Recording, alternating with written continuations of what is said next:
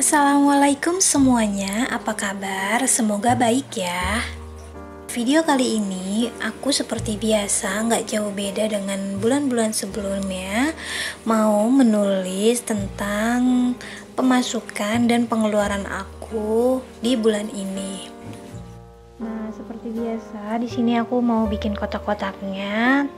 Untuk di kotak pertama untuk menulis income-nya.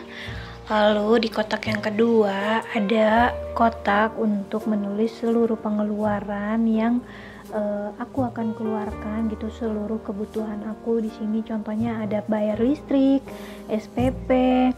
Karena di sini aku masih kuliah, jadi aku tulis juga di sini SPP Umi, itu untuk biaya kuliah aku per bulannya. Karena anak aku juga udah sekolah, jadi aku tulis pengeluaran di sini SPP DD. Oh iya teman-teman, lebih suka pakai uang cash atau uangnya ditaruh di ATM aja? Kalau aku tipe yang memang masih boros banget, jadi aku berusaha banget uangnya itu aku simpan di ATM dulu. Jadi kalau misalnya itu aku ambil yang bener-bener perlu aja gitu, kayak belanja mingguan, aku taruh di dompet pinter ini. Karena kenapa aku pakai dompet pinter ini, karena dia tuh banyak banget sekat-sekatnya gitu, jadi kita tuh udah bisa bawa kemana-mana tanpa perlu bawa-bawa amplop banyak gitu ya.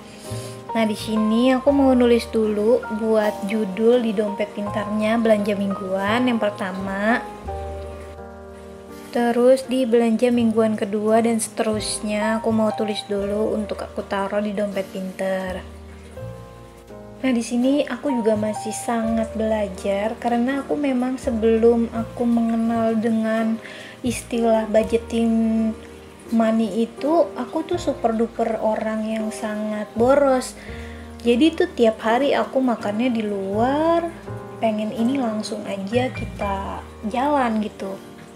Jadi tapi aku mikir ya kan, setiap mau akhir bulan loh kita nggak ada tabungan nih gitu. Aku mikir banget kayaknya sia-sia aja gitu kerja dalam 1 bulan tapi nggak ada yang ketinggalan kayak gitu. Jadi aku berusaha banget deh tuh nyari-nyari video-video tentang keuangan yang ada di YouTube. Dan bismillahirrahmanirrahim, aku akan berusaha menjadi lebih baik dalam mengatur keuangan, dalam mengatur amanah yang diberikan oleh suami yang menitipkan gajinya ke aku buat semua keluarga, supaya cukup dalam 1 bulan tanpa kita terlalu hemat banget, ini dikurang-kurangin, kayak misalnya makanan pokoknya dikurang-kurangin, nggak ada sayurannya lah, cuman untuk hemat. Itu enggak, karena kita bisa mengaturnya dengan budgeting planner ini. Jadi kalau misalnya ini berjalan berapa bulan, alhamdulillahnya tercukupi banget ya kita makan dengan budget yang kita budgetin. 4 sehat ya, 4 sehat 5 sempurna, tanpa kita tuh mengotak-ngatik uang yang kita tabungin gitu. Terus juga malahan banyak lebihnya untuk keperluan-keperluan lainnya. Dengan adanya budgeting planner, jadi tuh aku ngerasa aku tuh ada yang ngerem gitu. Ketika aku lihat di pos-posnya ini uangnya misalnya udah habis aku pakai gitu, terus aku masih pengen belanja lagi tapi udah nggak ada budgetnya. Jadi aku mikir berarti yang dibudgetin itu udah kita pakai gitu, jadinya bisa kita kita tunggu lagi kalau misalnya ada duit lagi, misalnya di bulan depan gitu. Terus juga kayak misalkan belanja sayur atau apa gitu, kita udah belanja banyak gitu kan, tapi kita kan biasanya seorang ibu-ibu kalau ngelihat sesuatu apapun yang kita lihat, misalnya yang kita tertarik, kita langsung beli gitu.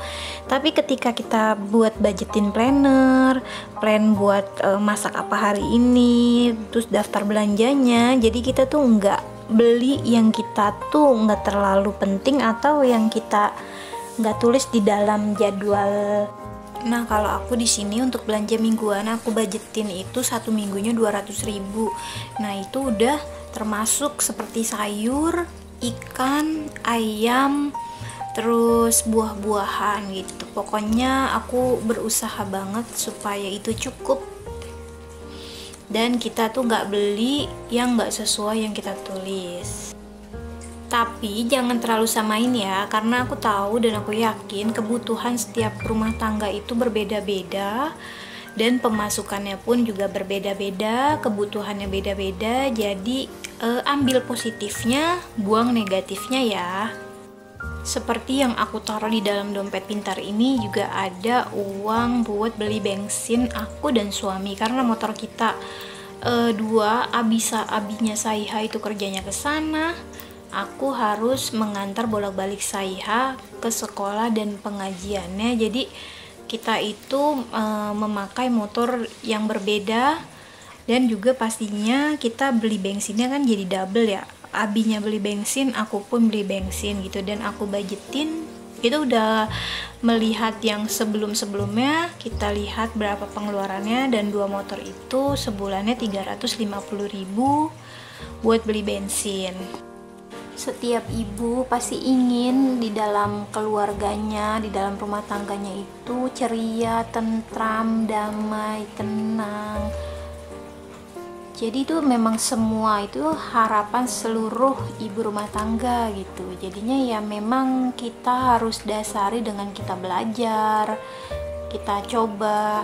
Nah setelah kita tulis, dan aku biasanya langsung bayar listrik dari ATM, aku langsung checklist. Dan jangan lupa kita tulis seluruh pemasukan kita dan seluruh pengeluaran kita di tempatnya yang sudah kita buat. Kayak di sini aku tulis di pengeluaran gajian Januari.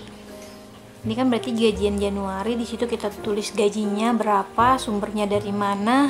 Nah, terus di situ pengeluarannya apa aja, kita tulis di situ. Semuanya dari yang kecil maupun yang besar. Karena dari pengeluaran kecil yang kita nggak tulis itu kayak kebocoran kecil yang lama-lama menjadi besar.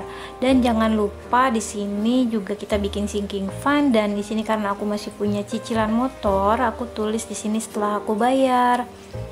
Oke, jadi sinking fundnya juga baru satu yang terisi, mudah-mudahan terisi semua.